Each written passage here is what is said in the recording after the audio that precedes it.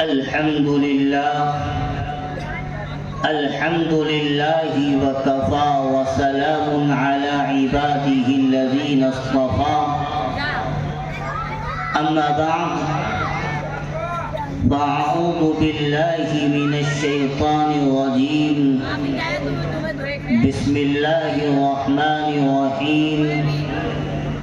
يا أيها الذين آمنوا ادخلوا في السلم كافة ولا تتبعوا خطوات الشيطان إنه لكم عدو مبين صدق الله العظيم۔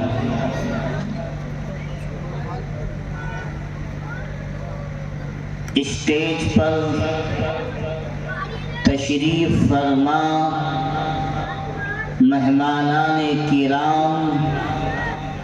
معقر علماء اعظام، طلبہ عزیز اور اس محلے کے غیور جوانوں اور مسلمانوں،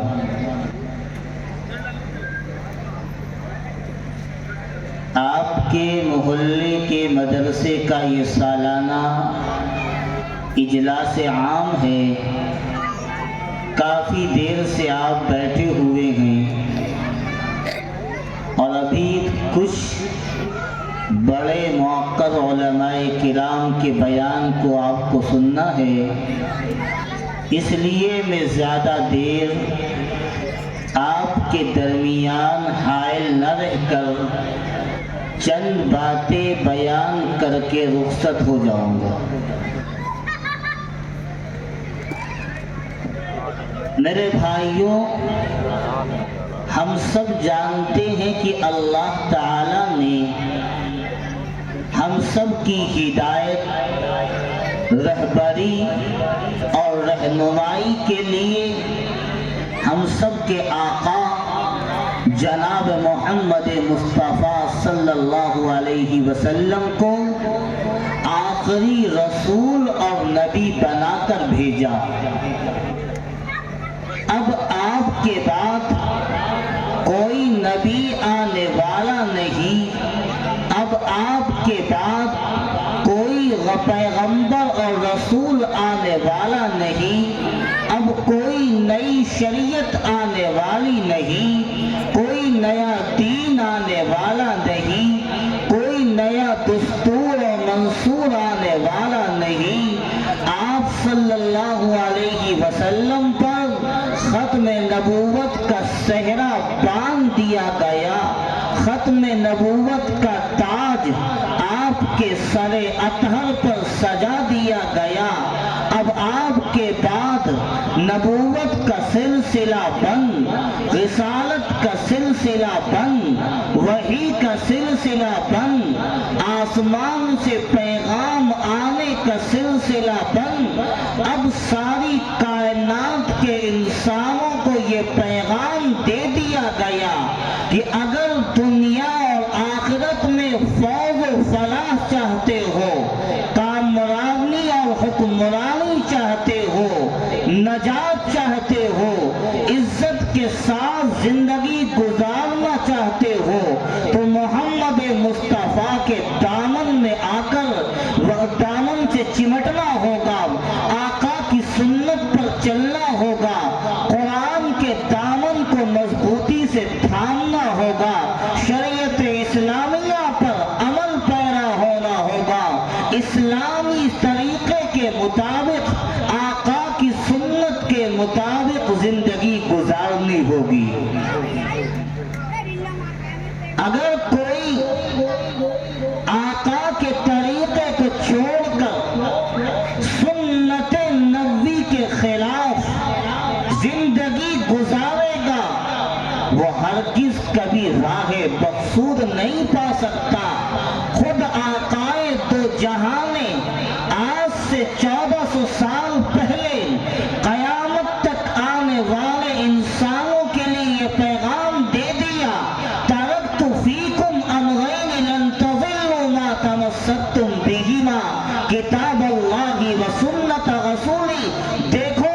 میں تمہارے درمیان دو چیزیں چھوڑ کر جا رہا ہوں، جب تک تم ان دونوں چیزوں چیزوں کو مضبوطی سے پکڑے رہو گے ہرگز گمراہ نہیں ہو سکتے ہو۔ ایک تو اللہ کی کتاب قرآن پاک کو،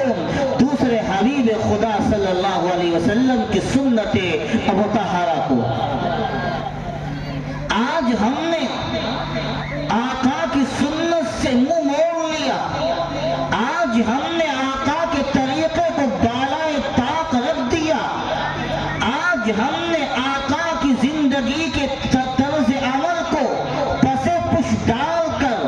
پیروں تلے روند کر زندگی گزارنی شروع کر دی، اور ہم یہ چاہتے ہیں کہ عزت و کامرانی مل جائے۔ یہ ممکن نہیں ہے۔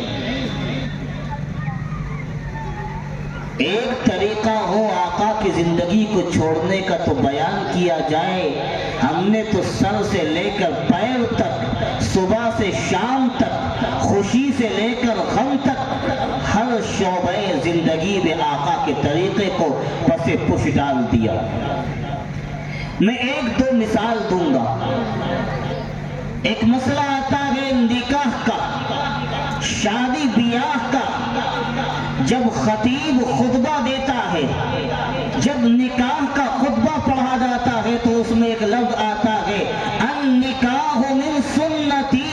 کہ نکاح حبیب پاک کی سنت ہے، نکاح حبیب پاک کا طریقہ ہے۔ لیکن اس سنت نکاح کو ہم کس طرح ادا کر رہے ہیں کہ دنیا میں جتنی خرافات اور رسم و رواج ہوتی ہیں، وہ تمام خرافات اور رسم و رواج تنے تنہا نکاح و شادی کے موقع پر آ کر جمع ہو جاتی ہیں اور پائی جاتی ہیں۔ میرے بھائیوں،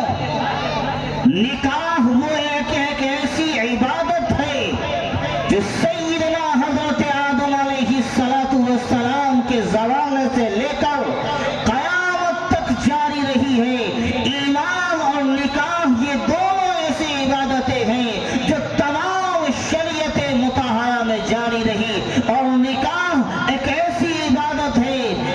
جو عالم آخرت میں بھی جاری رہے گی۔ جب تمام انسان اللہ کے فضل و کرم سے جنت میں داخل ہو جائیں گے، اس وقت اللہ فرماتا ہے وَزَوَّجْنَاهُمْ بِحُورٍ عِينٍ، کہ ہم مسلمانوں کا نکاح جنت کی حوروں سے کرا دیں گے۔ جنت کی حوروں سے مسلمان مردوں کا نکاح ہو جائے گا۔ نکاح ایسا پاکیزہ اور مقدس عمل تھا جو حضرت آدم سے لے کر حضور تک اور حضور سے لے کر قیامت تک جاری رہا اور عالم آخرت میں بھی جاری رہے گا۔ لیکن ہم مسلمانوں نے کیا کیا؟ اسے رسم و خرافات اور بےہودگی کا اڈا اور گہوارہ بنا دیا۔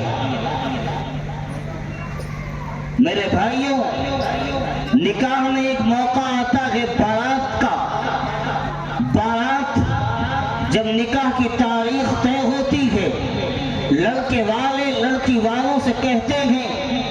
کہ دیکھیے ہمارا خاندان بڑا ہے،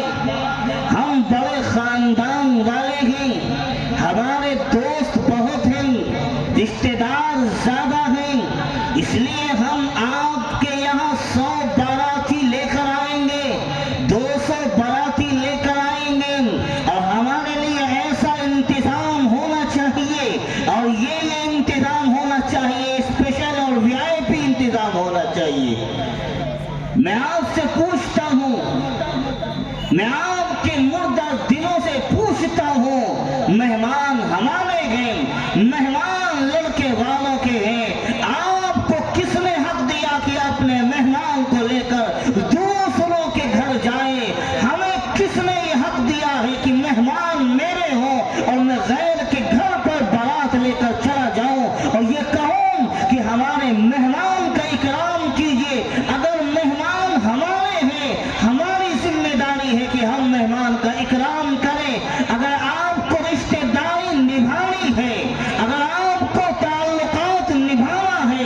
دوستیاں نبھانی ہیں، آپ ولیمہ کیجیے۔ ولیمے میں 100 نہیں 1000 افراد کو بلائیے اور خوشی سے بلائیے، اور بلانے کے بعد بہترین انتظام کیجیے۔ لیکن یہ طریقہ کس نے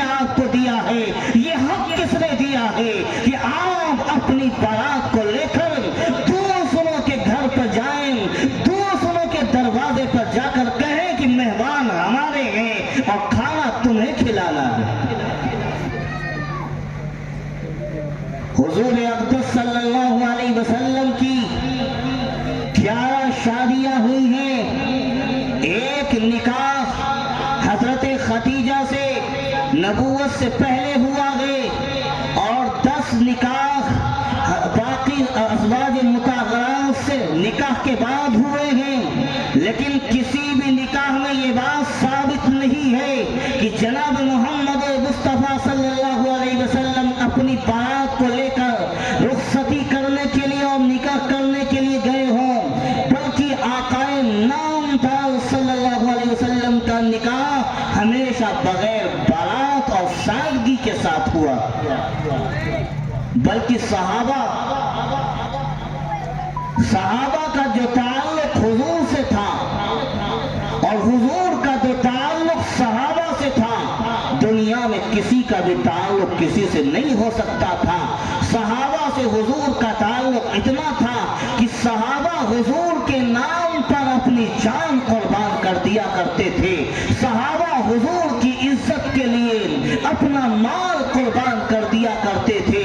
صحابہ حضور کے ایک اشارے پر اپنی جان کی پرواہ نہیں کرتے تھے، لیکن اتنے تعلقات اور محبت کے باوجود بھی صحابہ کرام نے جب بھی نکاح کیے ہیں، اپنے نکاح میں کبھی بھی نبی کو بارات کی شکل میں، باراتی کی شکل میں دعوت نہیں دی ہے۔ ایک صحابی کا نام آتا ہے جن کا نام ہے حضرت عبد الرحمن ابن عوف، یہ مشہور اور مالدار صحابہ میں ہیں، غریب صحابہ میں نہیں ہیں، مالدار صحابہ میں ہیں۔ آج کے دور کے ارب پتی ہیں، ارب پتی کروڑ پتی سے بھی زیادہ ان کا نکاح ہوتا ہے اور رسول اللہ صلی اللہ علیہ وسلم کی خدمت میں حاضر ہوتے ہیں۔ حضور ان کے جسم پر، ان کے کپڑوں پر عطر کا نشان دیکھتے ہیں، خوشبو کا نشان دیکھتے ہیں اور پوچھتے ہیں عبد الرحمن یہ کپڑے پر نشان کیسا ہے؟ عبد الرحمن ابن عوف کہتے ہیں یہ نشان کپڑے پر اس لیے ہے کہ میں نے نکاح کر لیا ہے، میں نے شادی کر لی ہے۔ حضور اقدس صلی اللہ علیہ وسلم فرماتے ہیں عبد الرحمن ابن عوف ولیمہ کرو چاہے ایک بکری کے ذریعے ہی کیوں نہ ہو۔ یہاں پر ہمیں غور کرنا ہے کہ یہاں پر حضور اقدس صلی اللہ علیہ وسلم کو عبد الرحمن ابن عوف نے نکاح کی دعوت نہیں دی، بارات کی دعوت نہیں دی، اور جب رسول اللہ صلی اللہ علیہ وسلم کو علم ہوا تو حضور نے بھی شکوہ اور شکایت نہیں کی کہ اے عبد الرحمن ابن عوف تمہارا تو ہم سے بہت گہرا تعلق اور رشتہ ہے، تم نے ہمیں نکاح کی دعوت کیوں نہیں دی، بارات میں کیوں نہیں بلایا؟ جناب محمد مصطفیٰ صلی اللہ علیہ وسلم نے شکایت نہیں کی بلکہ یہ کہا عبد الرحمن ابن عوف ولیمہ کرو۔ ہم بھی یہی کہتے ہیں اگر آپ کو اپنے دوست اور اقارب کو بلانا ہے، رشتہ داروں کو بلانا ہے، پڑوسیوں کو بلانا ہے، آپ نکاح کے موقع پر، ولیمے کے موقع پر دعوت دے، بارات میں لے کر ہرگز مت جائے۔ کبھی کچھ سوچا، احساس کیا، کبھی دل میں خیال آیا کہ جب بارات ڈھول تاشوں کے ساتھ، شہنائیوں کے ساتھ، باجوں کے ساتھ، شور شرابے کے ساتھ گھر سے نکل کر چلتی ہوگی اور راستے میں کسی غریب بیٹی کا گھر پڑتا ہوگا، کسی غریب باپ کا گھر پڑتا ہوگا، گھر میں کوئی فاطمہ کی بہن عائشہ اور خدیجہ کی بیٹی بیٹھی ہوتی ہوگی، جب بارات ڈھول تاشوں کے ساتھ، شہنائیوں کے ساتھ گزرتی ہوگی، اس غریب کے دل سے آہ نکلتی ہوگی، غریب بیٹی کے دل سے فریاد نکلتی ہوگی، وہ اللہ سے شکوہ اور شکایت کرتی ہوگی، اے اللہ آج میرے گھر میں کوئی نکاح کا پیغام اس لیے نہیں دے رہا ہے، آج میرے ہاتھوں پر مہندی اس لیے نہیں لگ رہی ہے، آج ہمارے گھر بارات اس لیے نہیں آ رہی ہے کہ میں غریب کی بیٹی ہوں، میرا باپ غریب ہے، جہیز کا انتظام نہیں کر سکتا ہے۔ اس وقت غریب کے دل سے جو آہ نکلتی ہوگی، اس معصوم بیٹی کے دل سے جو فریاد نکلتی ہوگی، وہ آسمان کے دروازوں کو توڑتے ہوئے عرش الہی تک جا کر پہنچ جاتی ہوگی، اور اللہ اس وقت فیصلہ کر لیتا ہوگا کہ اب اس شادی میں ہم خیر کے دروازوں کو بند کر دیں گے، اب بھلائی کے دروازوں کو بند کر دیں گے، اب اس شادی کے اندر محبت کی جگہ نفرت پیدا ہو جائے گی۔ شادی کے چند دن ہوتے ہیں، میاں بیوی میں، زوجین میں آپس میں نفرت پیدا ہو جاتی ہے، رنجشیں پیدا ہو جاتی ہیں، اختلافات پیدا ہو جاتے ہیں،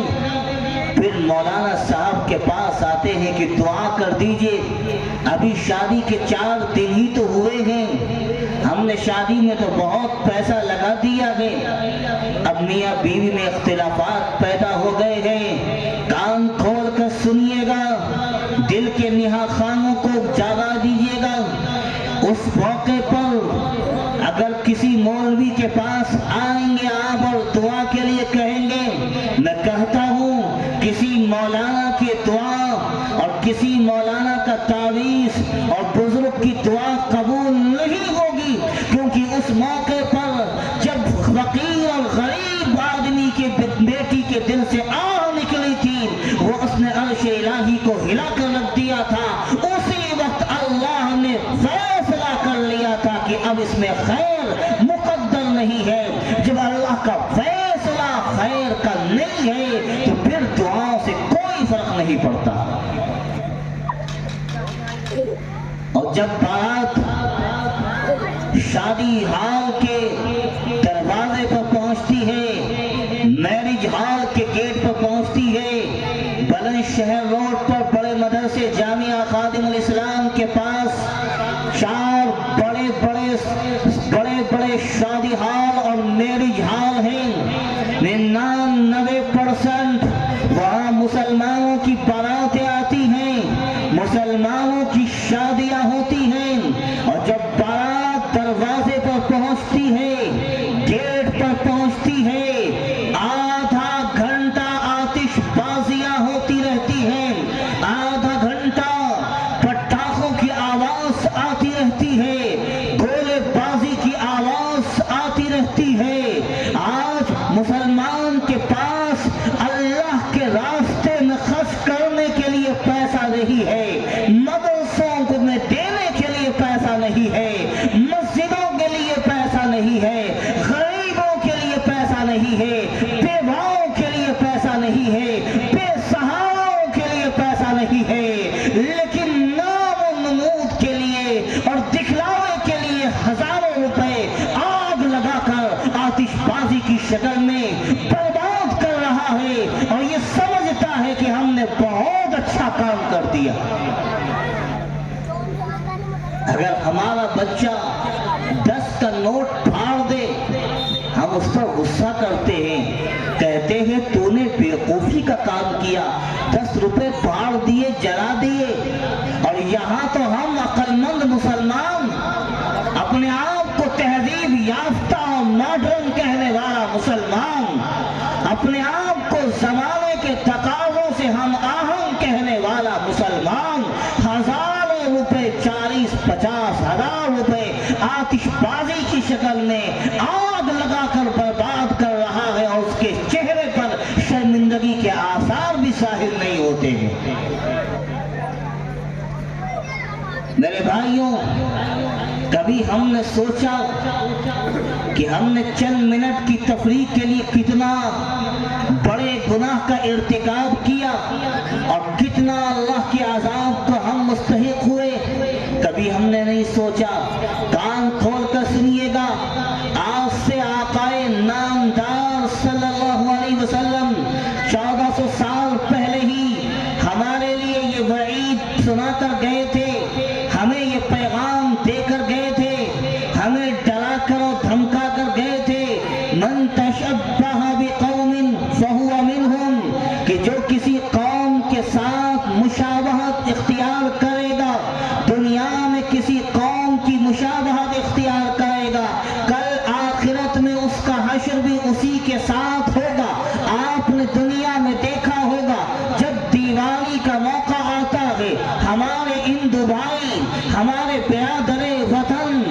پٹاخے دگاتے ہیں، آتش بازیاں کرتے ہیں اور فلاں فلاں کام کرتے ہیں۔ وہ ہندو کرے کوئی حرج نہیں ہے، ان کا مذہبی تہوار ہے، ان کا مذہبی شیوا اور پیشہ ہے۔ ہم مسلمان ہیں، آقا کو ماننے والے ہیں، شریعت اسلامیہ کو ماننے والے ہیں۔ اگر ہم دنیا میں ان کی دیکھا دیکھی آتش بازی کریں گے، اور آقائے نامدار نے صاف فرمایا من تشبہ بقوم فہو منہم، اگر کسی قوم کے ساتھ مشابہت اختیار کرو گے، کل میدان حشر میں تمہارا حساب و کتاب اسی کے ساتھ ہوگا۔ توجہ رہے، کل اگر میدان محشر میں اللہ نے ہمیں آواز دے کر یوں کہہ دیا کہ ہاں ہاں تیرا نام عبداللہ ہے، تیرا نام عبد الرحمن ہے، نام تو مسلمان ہے ہم مانتے ہیں، لیکن تو نے دنیا میں غیروں کے ساتھ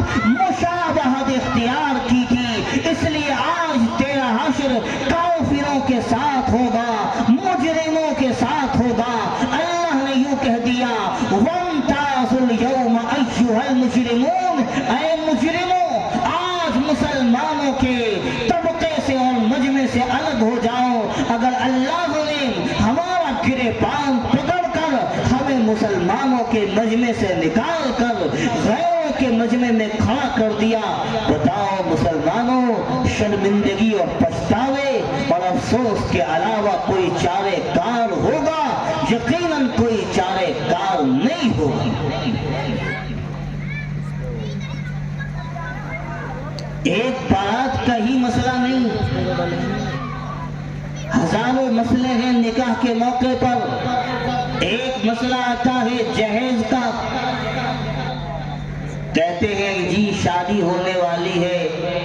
ہمیں فلاں چیز چاہیے، کار چاہیے، گاڑی چاہیے، صوفہ چاہیے، بیڈ چاہیے اور نقد بھی چاہیے۔ یاد رکھیے، توجہ رہے، جہاں تک میری آواز پہنچ رہی ہے جوان سنیں، بوڑھے بھی سنیں، مرد بھی سنیں، عورتیں بھی سنیں، کہ جب مرد شادی کرنے کا ارادہ کرے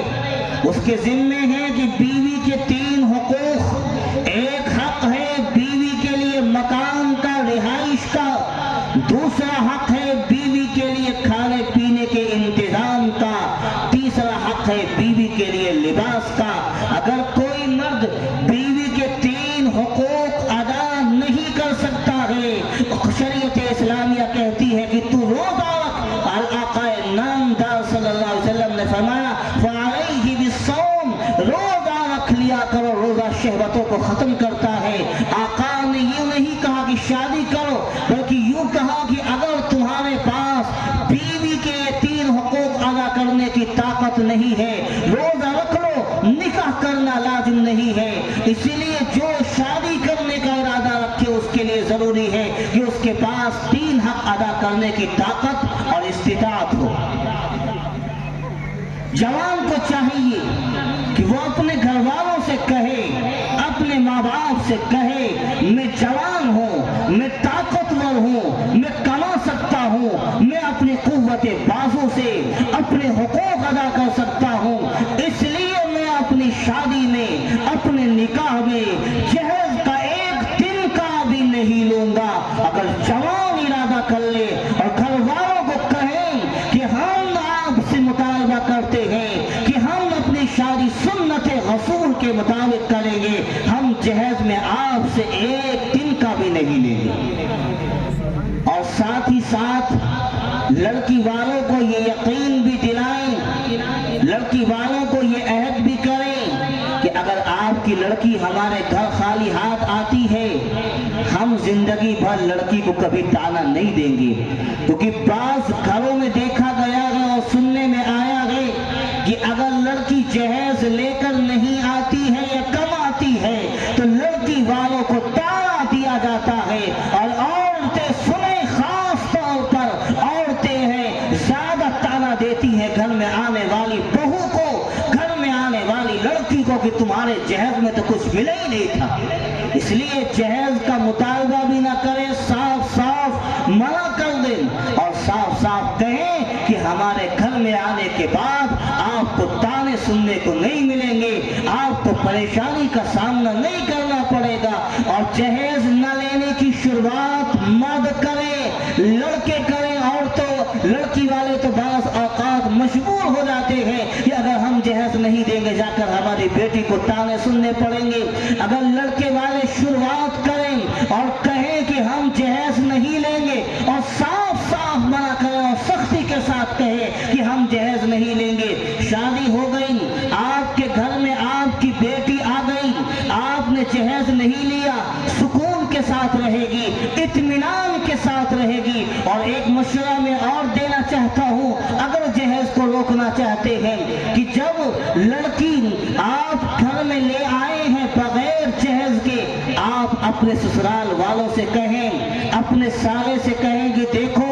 ہم نے تمہاری بہن کی شادی میں کچھ بھی نہیں لیا، لہذا جو تمہارا پیسہ بچا ہے وہ تم اپنے لڑکے کی شادی میں لگا دو، تم اپنے سسرال والوں سے، لڑکی والوں سے جہیز کا مطالبہ نہ کرو۔ اگر اس طریقے سے جہیز پر روک ٹوک لگائی جائے تو ہو سکتا ہے جہیز کے واقعات میں کمی ہو جائے۔ میں 5 منٹ میں اپنی بات ختم کروں گا۔ بعض لوگ یوں کہتے ہیں کہ جہیز تو حضرت فاطمہ کو حضور اقدس صلی اللہ علیہ وسلم نے دیا ہے، لہذا جہیز کا ثبوت تو اسلام سے ہے، شریعت محمدیہ سے ہے۔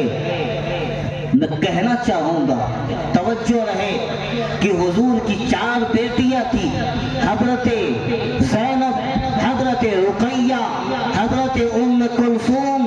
اگر آپ جہیز دیتے تو 4 بیٹیوں کو جہیز دیتے۔ نبی سے زیادہ دنیا میں کوئی انصاف کرنے والا نہیں ہے، نبی سے زیادہ دنیا میں کوئی عدل و برابری کا درجہ دینے والا نہیں ہے۔ اگر نبی کے بارے میں یہ کہا جاتا ہے کہ نبی نے ایک بیٹی کو جہیز دیا ہے اور 3 بیٹیوں کو محروم رکھا ہے، یہ سراسر ظلم اور ناانصافی ہوگی، نبی پر بہتان اور الزام ہوگا، اور نبی کو ظالم قرار دینے کے مرادف ہوگا۔ دراصل بات یہ تھی کہ جب ابو طالب کا انتقال ہوا، حضرت علی رضی اللہ تعالیٰ عنہ کم سن و چھوٹے تھے، حضور کی تربیت میں تھے، حضور کی پرورش اور کفالت میں تھے۔ جب حضرت علی اور فاطمہ کے نکاح کا وقت آیا، حضور نے حضرت علی کو بلایا اور پوچھا، یہ بتلاؤ شادی کے لیے کچھ انتظام بھی ہے؟ حضرت علی نے کہا میں تو خالی ہاتھ ہوں۔ حضور نے کہا کہ ایک زرہ جو تمہارے پاس ہے، زرہ کہتے ہیں وہ چادر لوہے کی جو جنگ کے موقع پر استعمال کی جاتی ہے، کرتے نما ایک لباس ہوتا ہے۔ حضور نے فرمایا اس زرہ کو لو اور مدینے کے بازار میں جاؤ اور فروخت کرو، بیچ کر آؤ۔ حضرت علی اپنی زرہ کو لیتے ہیں، مدینے کے بازار میں جاتے ہیں اور اعلان کرتے ہیں کون ہے جو اس زرہ کو خریدے گا؟ حضرت عثمان غنی رضی اللہ تعالیٰ عنہ اس زرہ کو خرید لیتے ہیں، اور حضرت علی اس پیسوں کو لے کر حضور کی خدمت میں آتے ہیں۔ حضور صلی اللہ علیہ وسلم انہی پیسوں سے حضرت فاطمہ اور علی کے لیے کچھ گھریلو سامان دے دیتے ہیں۔ یہاں پر جو حضور نے فاطمہ رضی اللہ تعالیٰ عنہ کو سامان دیا تھا وہ حضرت علی کے پیسوں سے تھا، یہ اپنی طرف سے جہیز نہیں تھا، کیونکہ اگر نبی جہیز دیتے تو 4 بیٹیوں کو جہیز دیتے، ایک کو دیتے 3 کو نہ دیتے، یہ ممکن نہیں تھا۔ اصل جہیز کی جو رسم ہمارے معاشرے میں آئی ہے، ہم چونکہ ایک زمانے سے غیروں کے ساتھ رہتے ہوئے آئے ہیں، برادران وطن کے ساتھ رہتے ہوئے آئے ہیں، ان کے یہاں ان کے مذہب میں وراثت میں لڑکی کا حصہ نہیں ہوتا ہے، میراث میں لڑکی کا حصہ نہیں ہوتا ہے، اس لیے وہ جہیز کے نام پر کچھ دے کر بیٹی کو رخصت کر دیتے ہیں، لیکن اسلام نے کہا ہے کہ باپ مر جائے بیٹی کا حصہ ہے، اور یہ حصہ اسلام نے دیا ہے، شریعت اسلامیہ نے دیا ہے، اللہ اور رسول نے دیا ہے۔ یہ بیٹی کا حق ہے، یہ اسلام کا دیا ہوا حق ہے۔ اگر کوئی جہیز کے نام پر 10 لاکھ روپے بھی دیتا ہے اور میراث میں 1000 روپے کا حصہ نہیں دیتا ہے، کل قیامت کے یہاں اس سے پوچھ ہوگی کہ بیٹی کا حصہ تو نے کیوں نہیں دیا؟ میرے بھائیوں، آج ہو رہا ہے کیا؟ جہیز کے نام پر ہزاروں روپے لڑکی کے باپ سے لیے جاتے ہیں۔ اب بیچارے غریب باپ جو بیٹیوں کے لیے جہیز کا انتظام نہیں کر سکتا ہے، غریب بیٹیاں جب دیکھتی ہیں کہ ہماری شادی کا انتظام نہیں ہوتا ہے، پھر وہ غیروں کے ساتھ بھاگتی ہیں، ہندوؤں کے ساتھ بھاگتی ہیں، اپنے ایمان کا سودا کر دیتی ہیں، اپنے اسلام کا سودا کر دیتی ہیں، دامن مصطفیٰ کو چھوڑ دیتی ہیں، دامن اسلام کو چھوڑ کر غیروں کے ساتھ بھاگ رہی ہے۔ آج اس کی بڑی وجہ یہ شادی اور بیاہ میں خرافات ہے، رسم و رواج ہے، جہیز جیسی لعنت ہے۔ اگر ہم اپنی نکاح کو آسان بنا لے تو شاید کہ بہت سے لوگ اس نکاح کی وجہ سے ہمارے دین میں داخل ہونے لگے، ایک دین کی طرف راستہ پیدا ہو جائے گا۔ لیکن ہم نے کیا کیا؟ ہمیں چاہیے تھا کہ ہم اپنے نکاح کو سادہ بناتے،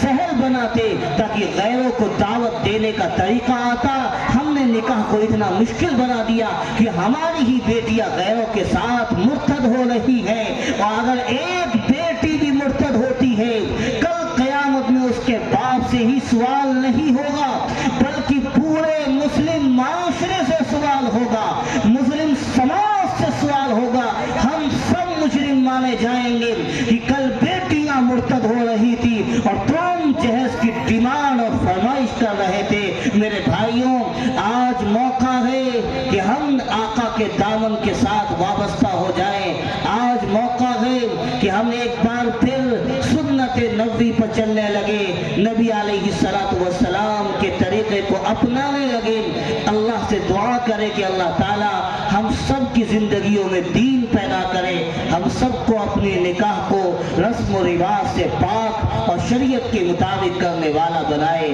وما علینا الا البلاغ۔